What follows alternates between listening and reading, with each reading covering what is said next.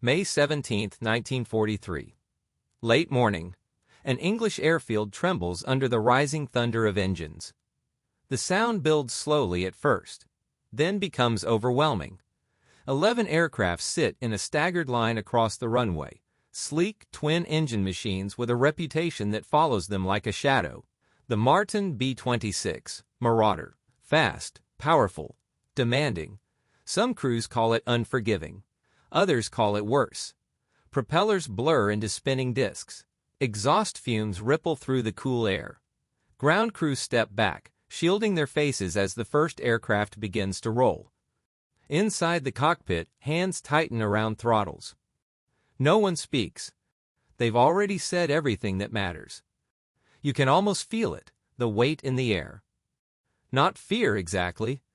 Something quieter. Something heavier. Because 3 days earlier, they had already been here. May 14th. Same target. Same idea. Fly low, fly fast, hit hard. The results had been troubling. Not a disaster. But not a success either. Flak had been heavier than expected. Accuracy had suffered. Formations had broken apart under pressure. Enough to raise questions. Not enough to stop the mission.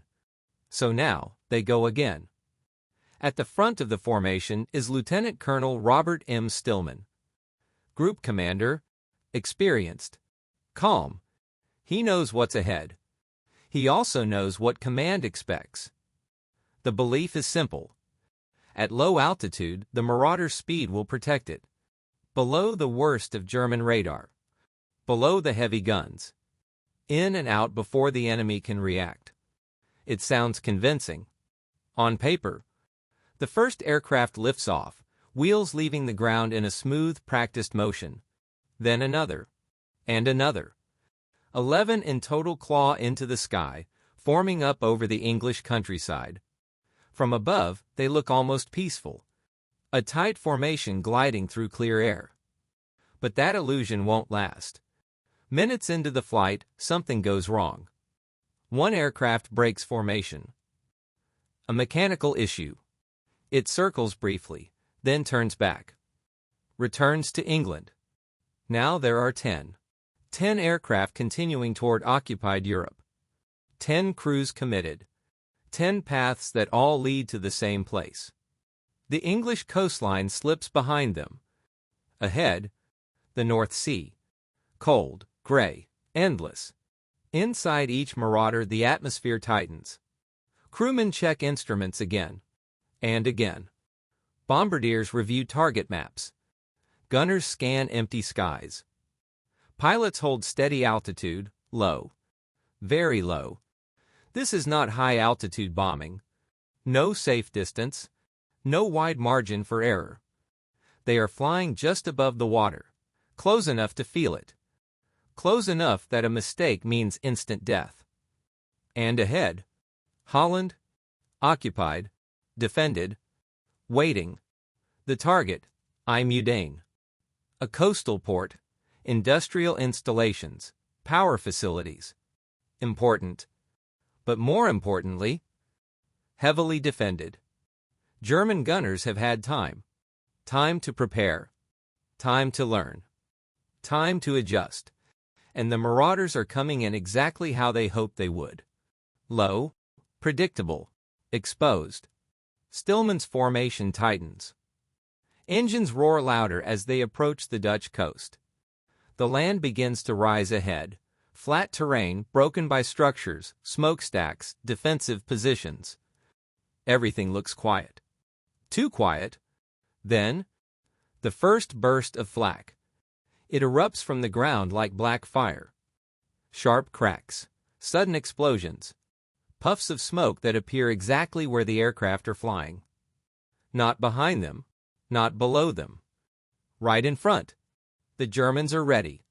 Inside the lead aircraft, Stillman sees it immediately. This is heavier than before. Much heavier. Hold formation. The order is calm. Controlled. But the situation is already slipping. More flak. Closer. Accurate. The sky is no longer empty. It's alive. One Marauder jerks suddenly as a burst detonates nearby. The formation begins to loosen, just slightly. But at this altitude, even slight deviation is dangerous. Pilots begin to jink. Small evasive movements. Left, right, up. Trying to throw off the gunner's aim. But there's a problem. At low altitude, there's no space. No room to maneuver safely. The formation begins to fracture, and the Germans see it. On the ground, flak crews adjust instantly. They track each aircraft. Individually now, the sky fills with explosions. Inside one bomber, a gunner shouts, "Flak, 12 o'clock." Too late. A direct hit. The aircraft lurches violently. Metal tears. Smoke pours from the wing. It begins to drop. No time. No recovery. It disappears below the formation. Gone. And just like that. The illusion of control is shattered. Stillman pushes forward. He has to. Turning back now would mean flying through the same gauntlet. Twice. But the truth is becoming impossible to ignore. This isn't a strike. This is a trap. Ahead, IJmuiden burns with defensive fire. Behind them, the coast is closing. And in the span of just a few minutes, the mission is already unraveling. Because the worst is still coming. And the sky over Holland is about to claim every one of them. The coastline of Holland rises beneath them. Flat land, industrial structures, gun positions hidden in plain sight. And now, fully awake, the flak doesn't come in bursts anymore. It comes in waves, relentless, overlapping, precise. Black explosions bloom across the sky at exactly the altitude the Marauders are flying. Not random, not blind, measured, calculated, deadly. Inside the lead aircraft, Lieutenant Colonel Robert M. Stillman grips the controls, eyes fixed forward. He can see the pattern now. They've been tracked, ranged, bracketed. Stay tight, stay tight. But the formation is already beginning to come apart. Not from fear, from physics. At this altitude, every evasive move, every instinct to survive, pushes aircraft closer together. Wings drift. Speeds fluctuate. The clean geometry of formation flying begins to distort under pressure. And once it starts, it spreads. A Marauder to the right banks sharply to avoid a burst. Another climbs slightly. A third drops instinctively. For a split second, 3 aircraft occupy the same shrinking space. Then, impact. Metal slams into metal. A wing clips. A propeller tears loose. One aircraft spins violently, out of control, its tail breaking apart mid-air. Another staggers, crippled, trailing smoke and fuel. No parachutes, no time, they fall together. 2 machines tangled in ruin, vanishing into the haze below. The formation is now shattered. Stillman sees it happen. There's nothing he can do. No command can fix this now. And the flak keeps coming. It walks across the sky, burst by burst, following each aircraft as if guided by an unseen hand. Because it is. German gunners aren't guessing anymore. They've dialed it in. Every shot is adjusted based on the last. Every miss becomes the next correction. Another explosion, closer. Then another. Inside one bomber, the bombardier is thrown against his harness as a blast rocks the fuselage. Instruments flicker. Glass cracks. The pilot fights the controls, trying to keep the aircraft level. Engines holding, barely. A warning light flashes. Then another. They're still flying. But for how long? Below them, IJmuiden comes into full view. The target. The objective. The reason they came. Factories, power structures, dockyards, and surrounding all of it. Gun emplacements. Dozens of them. This isn't just a defended target. It's a fortress. Stillman realizes it now. Fully. Clearly. This mission should never have been repeated. But there's no room for regret. Only seconds left to act. Bomb run. The order is given. One by one, the remaining Marauders attempt to line up on their targets. But nothing about this is stable. They're flying too low, too fast. Under constant fire, bombardiers struggle to get a clear sight picture. Smoke fills the air. Explosions distort the horizon. The aircraft shudder under near misses. Some release early. Others hesitate. A few, confused by the chaos, drop on the wrong coordinates entirely. Bombs fall. But accuracy is gone. One bomber releases its payload just as another flak burst detonates beneath it. The explosion flips the aircraft sideways. Its bombs scatter wildly across empty ground. Another Marauder, badly damaged, misses the target completely. The crew tries to correct, but they've already flown past. There is no second pass. There never was. Stillman's aircraft pushes through the flak, bombs away. But even as they release, another burst erupts directly in front of them. The cockpit fills with smoke. The aircraft shudders violently. A direct hit. The controls go heavy. Engines scream unevenly. Stillman fights it. Every instinct, every ounce of training. But the damage is catastrophic. The aircraft begins to lose altitude. Fast. Inside, the crew knows. No one says it. But they know. There's no recovery. The lead aircraft of the formation, the command ship, drops out of the sky. And with it, the man leading the mission. Lieutenant Colonel Robert M. Stillman is gone. The formation, what's left of it, continues forward for a few more seconds. But something fundamental has broken. There is no longer a formation. Only individual aircraft. Each one alone. Each one fighting its own battle. And the Germans know it. Flak shifts again. Now targeting stragglers. Damaged aircraft. Easy targets. One Marauder, trailing smoke, tries to gain just a little altitude. Just enough to escape the worst of the fire. But that small climb makes it stand out. A cluster of flak bursts detonates around it. 3 or 5. The aircraft disappears inside a cloud of explosions. When the smoke clears, it's gone. Another turns away too early. The pilot, disoriented, unsure of position, tries to escape the kill zone, but in doing so, he flies directly along the coastline. Where the flak is densest, it's a corridor of fire. And he's trapped inside it. Back and forth, the surviving crews fight to stay alive. But the reality is closing in fast. This was supposed to be speed, surprise, precision. Instead, it has become chaos. And they're still not out. Because beyond the flak, beyond the coast, there's another threat waiting. The North Sea stretches ahead once more. Cold, empty, deceptively quiet, but rising from distant airfields. Engines are starting. German fighters. The Focke-Wulf FW-190. Fast, agile, deadly at low altitude.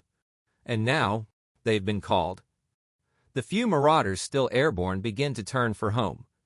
Damaged, scattered, barely holding together.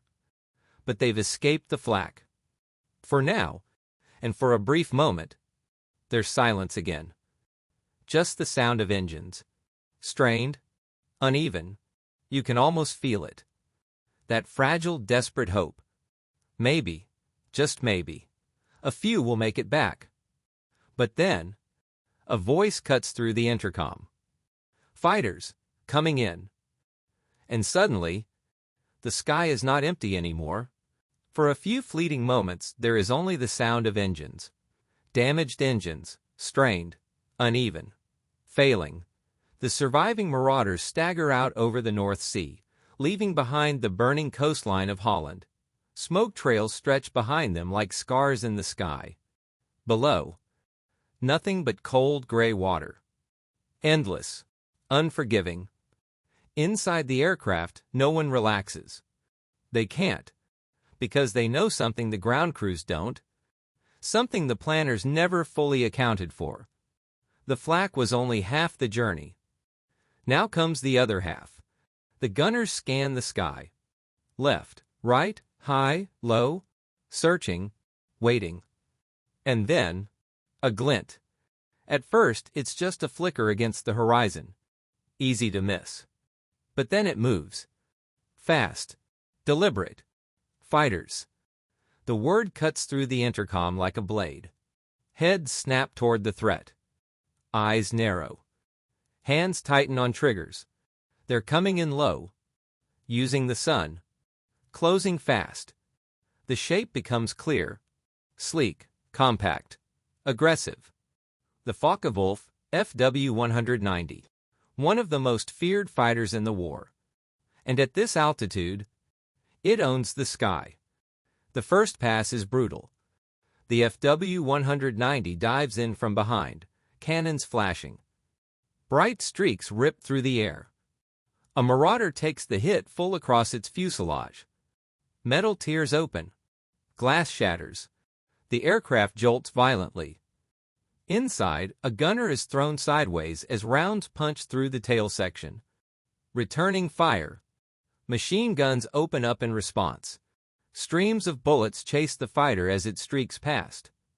But it's already gone. Climbing. Turning. Preparing for another run. That's the problem.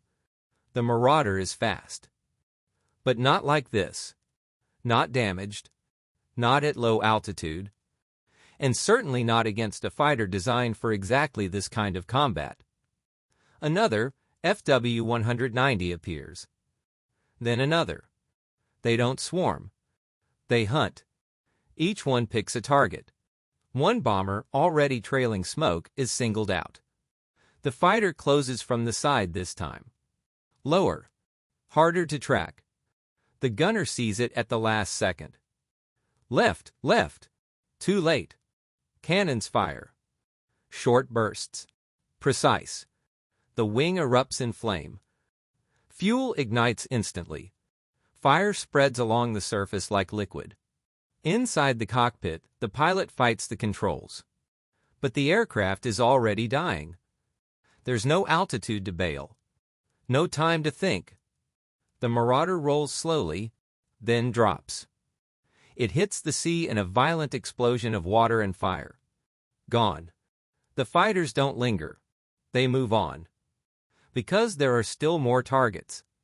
The remaining aircraft try to stay together. But the formation is broken beyond repair. Each bomber is alone now. Alone and visible. One pilot pushes his engines harder, trying to outrun the threat. The aircraft vibrates under the strain. It's already damaged. Already near its limits. But speed feels like the only chance. Behind him, a fighter locks on. The distance closes rapidly. The gunner opens fire, long bursts stretching into the sky.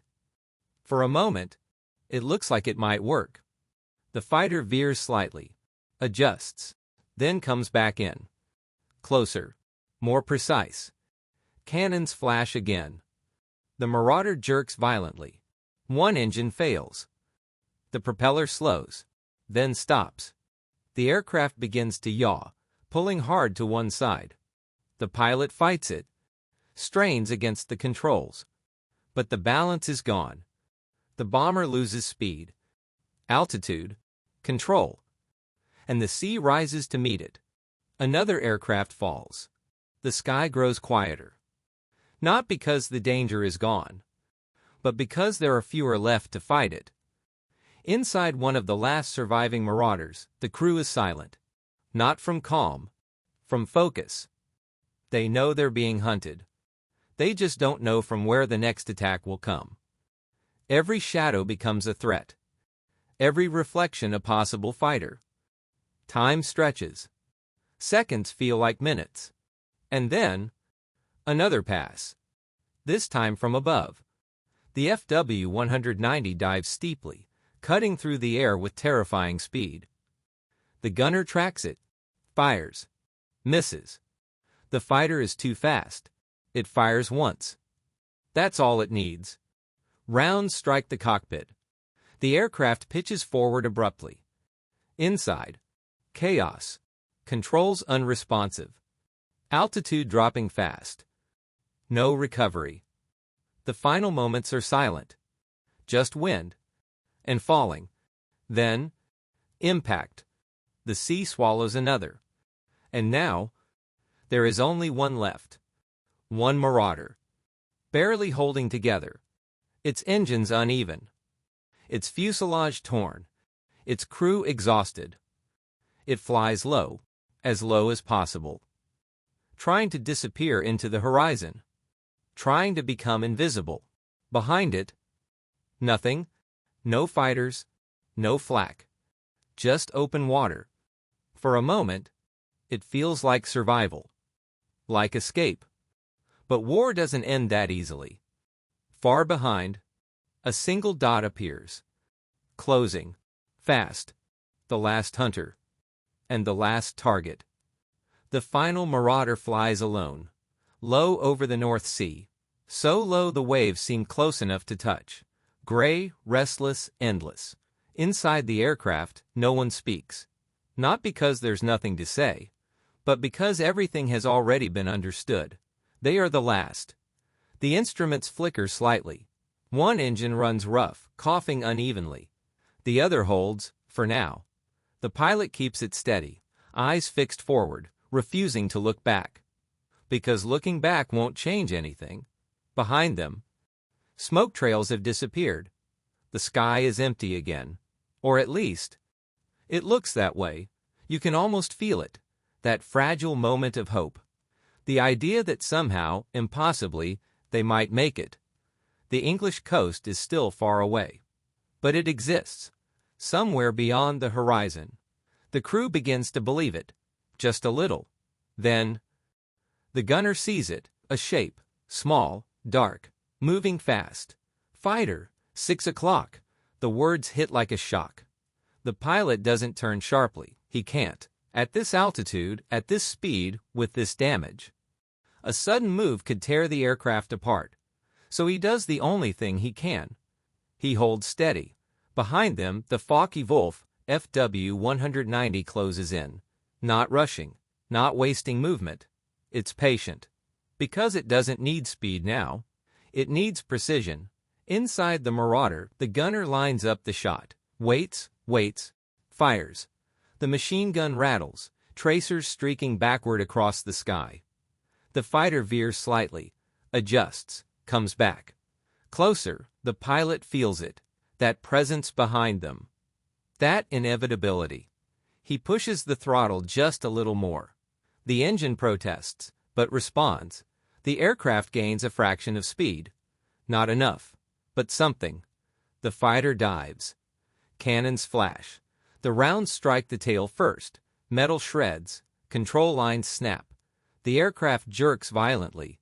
Inside the cockpit, the pilot fights the sudden loss of stability. The controls feel wrong. Loose. Delayed. Controls are... He doesn't finish the sentence. Because the second burst hits. This time, the wing. Fuel ignites instantly. Flames spread outward, fed by the slipstream. The aircraft is burning. Inside, heat floods the cabin. Smoke fills the air. Visibility drops. The crew knows there is no return from this. No bailout at this height. No recovery with this damage. The pilot holds the controls anyway. Keeps the nose level. Keeps the aircraft flying. For as long as it can. For as long as they can. The gunner fires again. Desperately now. But the fighter doesn't need another pass. It pulls away. The job is done. The Marauder continues forward for a few more seconds. Still flying. Still moving. As if refusing to accept what has already happened. Then, the left wing begins to fail. The structure weakens under fire and flame. Metal bends, then breaks. The aircraft rolls. Slowly at first, then faster. Inside, There is no control, no correction. Only the sound of wind and fire. The nose dips, the sea rises. Closer, closer. Then, impact. The final Marauder disappears beneath the surface. And just like that, it's over. 29 minutes. That's all it took. From the moment the first flak burst touched the formation, to the moment the last aircraft vanished into the sea. 10 aircraft, gone, no survivors, no return. Only silence. Back in England, the airfield waits. Ground crews stand by, watching the horizon, listening for engines. They expect losses. They always do. But not this. Minutes pass, then more. The sky remains empty. No shapes appear. No sound breaks the stillness. One by one, the realization sets in. Something has gone terribly wrong. Because by now, at least one should have returned. But none do. And slowly, reluctantly, the truth becomes impossible to ignore. The entire strike force is gone. Not scattered, not delayed, gone. And with them, every man who flew into that sky. But the silence they leave behind will not stay silent for long, because questions are coming, and answers will follow. Answers that will change how this war is fought in the air. Forever. Back in England, the silence lingers. It isn't dramatic, it isn't sudden. It settles slowly, like fog. The airfield remains active, mechanics moving, officers walking, radios humming, but something is off. Something unspoken. Eyes keep drifting toward the horizon, waiting, expecting, but nothing comes. No engines, no formation, no survivors. At first there are explanations. Maybe they diverted. Maybe weather forced them off course. Maybe they landed somewhere else. War always allows for uncertainty. But not for long. Reports begin to filter in. Fragmented at first. Incomplete. A sighting here. A column of smoke there. Dutch civilians report aircraft crashing along the coast. German radio chatter is intercepted. Claims of multiple bombers shot down. Piece by piece. The picture forms. And it's worse than anyone expected. 10 aircraft entered the target zone. 10 aircraft were engaged. 10 aircraft were destroyed. No partial return. No damaged survivors limping home. Total loss. The room where the reports are gathered grows quieter with each new confirmation. Maps are marked. Timelines are drawn. Names are listed. Entire crews, gone. Not scattered across missions. Not lost over weeks. Erased in less than half an hour. 29 minutes. The number circulates quietly at first. Then more firmly. 29 minutes. That's how long the operation lasted. From first contact to complete destruction. It doesn't feel possible. But the evidence is undeniable. The 322nd Bomb Group has just experienced something no commander wants to face. Not defeat, but annihilation. And now, the question isn't just what happened, it's why. Because this wasn't supposed to happen. The Martin B-26 Marauder was fast. Faster than many German fighters at certain altitudes. It was heavily armed, well built, capable. So why did it fail so completely? At first, the blame begins to drift. Toward the aircraft. Toward its design. Its handling, its reputation. The Marauder had always carried a shadow. Early in its service, accidents had earned it grim nicknames. Pilots respected it, but they didn't always trust it. And now, this. But as the analysis deepens, something else emerges, something harder to accept. The aircraft wasn't the real problem. The way it was used was. Commanders begin to retrace the mission, step by step, decision by decision. Low-level approach, unescorted, against a heavily defended coastal target. The logic had seemed sound. Avoid radar detection. Avoid high-altitude flak. Strike quickly. But reality had rewritten that logic. At low altitude, the Marauders had been trapped, unable to maneuver effectively, forced into predictable flight paths. Perfect targets. German flak crews hadn't struggled to track them. They had mastered it. Every burst had been calculated, every adjustment precise. And once the formation broke, it was over. No mutual defense, no cohesion, no protection. Just isolated aircraft in a hostile sky. Then came the fighters. The Focke-Wulf, FW-190. At low altitude, fast, agile fighters held every advantage. The Marauder couldn't climb away, couldn't outrun, couldn't regroup. It had been placed into a fight it was never meant to win. And the cost of that mistake was everything. In the days that follow, the conclusions become unavoidable. This tactic, low-level, unescorted daylight bombing, is no longer viable. Not against prepared defenses, not against modern flak, not against fighters ready to respond. The war has evolved, and this mission proved it. Painfully, irrevocably. For the crews who flew that day, the lesson came too late. But for those who remain, it becomes a turning point. Because from this moment on, things begin to change. The Marauder isn't abandoned, it's rethought, repositioned, given a new role. Medium altitude, tighter formations, fighter escort, a completely different approach. And when used that way, the aircraft transforms from a liability into one of the most effective bombers of the war. But that future, that success, is built on what happened over Holland. On those 10 aircraft, those 10 crews. On 29 minutes that proved a brutal truth. Sometimes it isn't the machine that fails, it's the idea behind it. And when that idea meets reality, the result can be catastrophic. But the story doesn't end here. Because what was learned in those 29 minutes will echo across the skies of Europe, in every mission that follows, in every bomber that returns home, and in every one that doesn't. The report is finalized in silence. No dramatic unveiling, no sweeping declaration, just pages, cold, precise, unforgiving. 10 aircraft lost. Complete mission failure, no survivors. But beneath those lines, something more important is written, not in ink, in understanding. Because what happened over IJmuiden wasn't just a loss. It was a revelation. For months, Allied planners had been searching for the right way to use the Martin B-26 Marauder.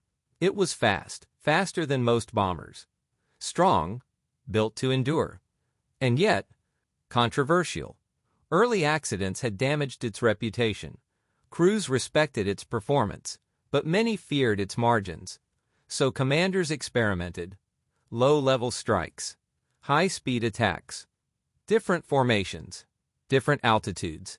They were trying to find its place in the war. And over Holland, they found it by proving exactly where it didn't belong.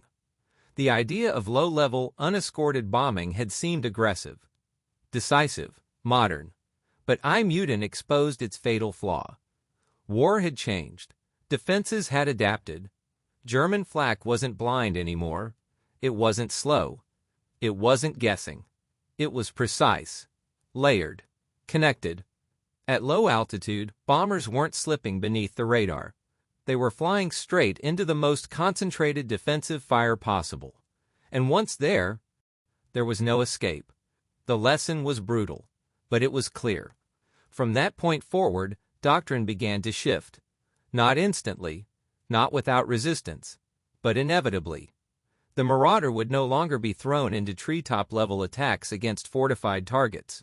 Instead, it climbed medium altitude, where formation flying worked, where defensive guns overlapped, where escort fighters could protect it, where it could fight as part of a system, not alone. And when that change happened, everything changed with it. The same aircraft that had been torn apart over Holland began to survive. Mission after mission. Its speed, once a desperate advantage at low level, became a strength in coordinated strikes. Its durability proved itself. Its crews gained confidence. And gradually, the reputation shifted. The Marauder stopped being feared and started being trusted. By the end of the war, it would become one of the most effective and survivable Allied bombers in Europe. But that success carries a shadow, because it wasn't born in triumph. It was born in loss. Back at IJmuiden, the radar stations remain. The port continues to function. The target itself, barely affected.